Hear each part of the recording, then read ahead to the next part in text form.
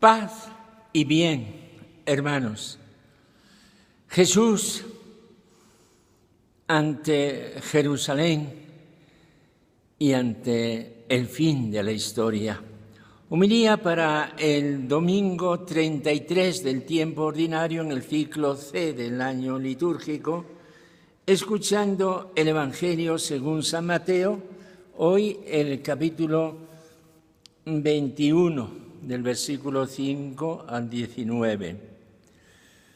Y como algunos hablaban del templo, de lo bellamente adornado que estaba con piedras de calidad y exvotos, Jesús les dijo: esto que contempláis, llegarán días en que no quedará piedra sobre piedra que no sea destruido.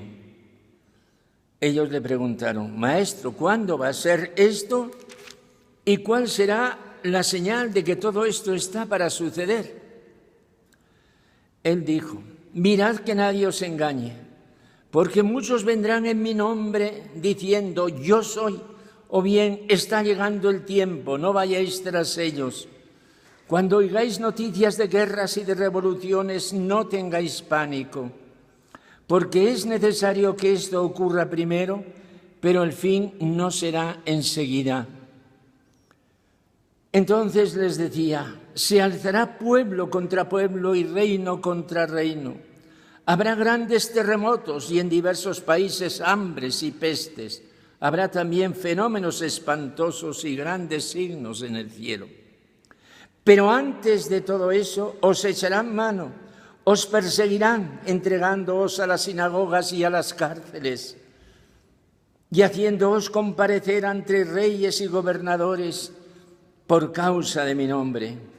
Esto os servirá de ocasión para dar testimonio. Por ello, meteos bien en la cabeza que no tenéis que preparar vuestra defensa, porque yo os daré palabras y sabiduría a las que no podrán hacer frente ni contradecir ningún adversario vuestro. Y hasta vuestros padres y parientes y hermanos y amigos os entregarán y matarán a algunos de vosotros. Y todos os odiarán a causa de mi nombre, pero ni un cabello de vuestra cabeza perecerá. Con vuestra perseverancia salvaréis vuestras almas. Palabra del Señor. Hermanos, este párrafo tremendo que acabamos de escuchar pertenece a lo que se llama el discurso escatológico. Y el discurso escatológico cierra las palabras del ministerio público de Jesús. Estamos en Jerusalén, los días de la Semana Santa, y de aquí a la Pascua y a la muerte. El domingo que viene será la solemnidad de Jesucristo, Rey del universo, y con ello concluimos el ciclo de los misterios del año del Señor que recorremos cada año. Humildemente tenemos que pedir y pedimos al Señor sabiduría para que sus palabras no suenen a palabras extrañas y fantásticas, sino que sean, como son, palabras para nosotros, para tomar opciones de vida. Primer momento de este discurso. Jesús ve el templo, está allí en la explanada y le comentan: ¡qué maravilla! Efectivamente, el templo es la joya y el orgullo de Jerusalén y de todo Israel. Está unido al corazón y a la historia de Israel desde hace 1000 años. Cuando David pensó en el templo, él no lo construyó su hijo Salomón. Y aquel templo tuvo una historia trágica cuando siglos después fue destruido, incendiado por Nabucodonosor y el pueblo emigró a la cautividad. Pasó aquel templo. Al regreso, después de los años del destierro, cuando el rey persa dio el edicto de repatriación, estamos en el siglo VI, el año 535, hubo que levantar el nuevo templo. Esdras y Nehemías nueva profanación por los griegos en el siglo II, nueva reconstrucción. Herodes acababa de hacer una grande obra y ante aquella obra Jesús dice: esto que contempláis, llegarán días en que no quede piedra sobre piedra sin que no sea todo destruido.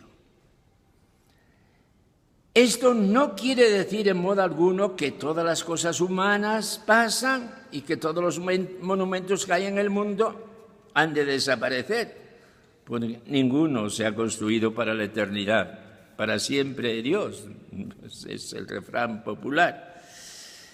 El significado es que este templo está unido a una historia y en virtud de esta historia va a ser destruido por la infidelidad a Dios. Efectivamente, menos de 40 años después, en el año 70, el glorioso templo de Jerusalén fue profanado, destruido por Vespasiano.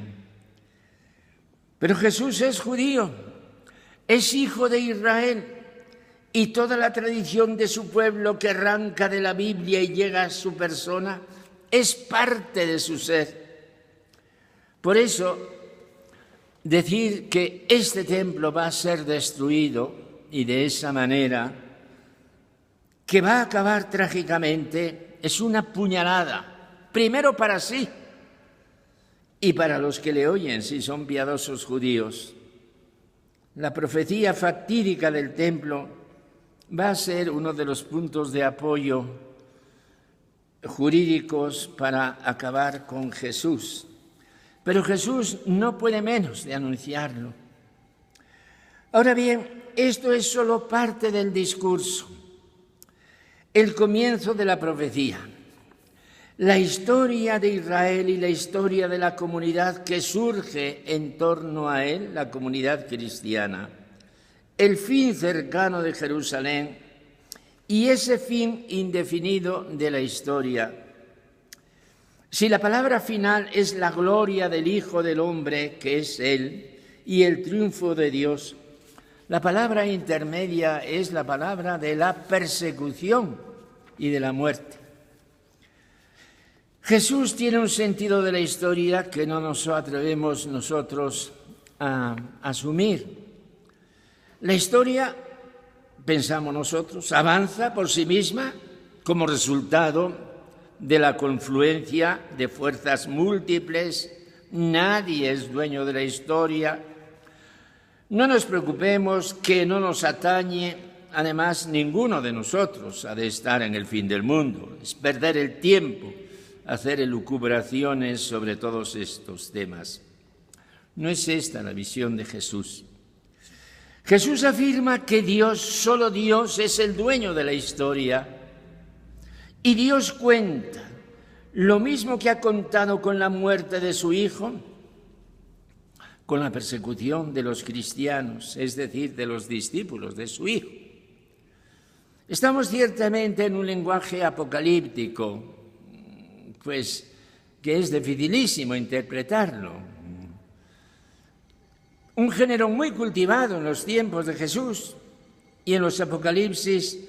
No podemos discurrir nosotros con la lógica y los parámetros que uno tiene para examinar los momentos y las épocas de la historia. No. Jesús, profeta último de Dios, nos dice que es necesario el anuncio del Evangelio y la persecución y la muerte que de ahí se siguen. Os echarán mano, os perseguirán, entregándoos a las sinagogas y a las cárceles y haciéndoos comparecer ante reyes y gobernadores por causa de mi nombre. Y más, y hasta vuestros padres y parientes y hermanos y amigos os entregarán y matarán a algunos de vosotros, y todos os odiarán por causa de mi nombre. ¿Por qué el Evangelio, que es una convocatoria de amor, ha de producir muerte? Jesús nos dice dos cosas. Primero, que ha de ser así, incluso que es necesario que sea así. Y segundo, que no tengamos miedo, que Él mismo, en otros pasajes se dirá el Espíritu Santo, nos ha de dar la palabra oportuna. Pero ni un cabello de vuestra cabeza perecerá. Con vuestra perseverancia salvaréis vuestras almas. Es un mensaje que vamos sacando del Evangelio, pero quizás, hermanos, nos quedamos cortos si no tenemos la valentía de aplicar estas palabras no a los tiempos que no vamos a conocer, a los tiempos finales, sino a los tiempos actuales. ¿Acaso todo tiempo lleve el misterio del fin? En todo caso, el fin de mi vida pertenece al misterio del fin. No es retorcer las palabras de Jesús nuestro Señor, decir, nos está hablando el Señor para los tiempos de hoy. Si anunciáis el Evangelio en este mundo alborotado y múltiple, os perseguirán, os echarán mano, incluso os matarán. Pero tened confianza, yo voy a estar con vosotros, el Espíritu estará presente. Miremos a Jesús, el primer mártir de nuestra fe.